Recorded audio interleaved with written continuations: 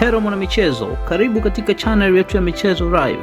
Usisahau kusubscribe, kulike, kucomment na kushare na marafiki ili waweze kupata habari zinazohusu michezo.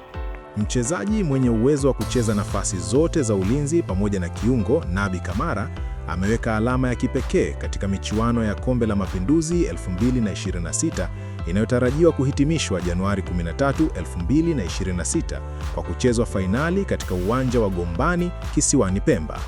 Kamara, ambaye hutumia zaidi mguu wa kushoto, alikuwa hadi hatua ya nusu fainali mchezaji pekee aliyefanikiwa kutoa tuzo mbili tofauti zinazotolewa katika mashindano hayo. Nyota huyo raia wa Guinea alianza kwa kunyakua tuzo ya mchezaji bora wa mechi, kisha akaongeza tuzo ya mchezaji mwenye mchezo wa kiungwana fair play, hatua iliyomfanya kuwa mchezaji wa kipekee katika michuano hiyo. Katika mechi ya Januari 5, 2026, Simba ilipoifunga Fufuni mabao 2-1 na kufuzu nusu fainali, Kamara alitunukiwa tuzo ya mchezaji bora wa mechi iliyoambatana na zawadi ya shilingi milioni 1 kutoka kwa wadhamini wa mashindano hayo.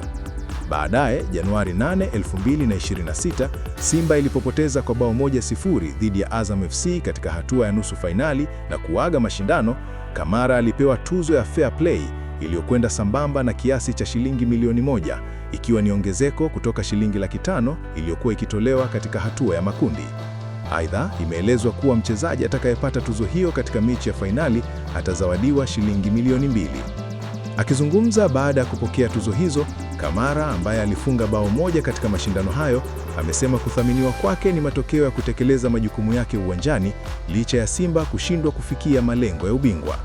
Wakati Kamara akitoa tuzo katika hatua za makundi na nusu fainali, Morris Chuku aliibuka na tuzo 2 za mchezaji bora katika hatua ya makundi, huku Yakub Said Mohamed wa Mwembe Makumbi akitoa tuzo 2 za fair play.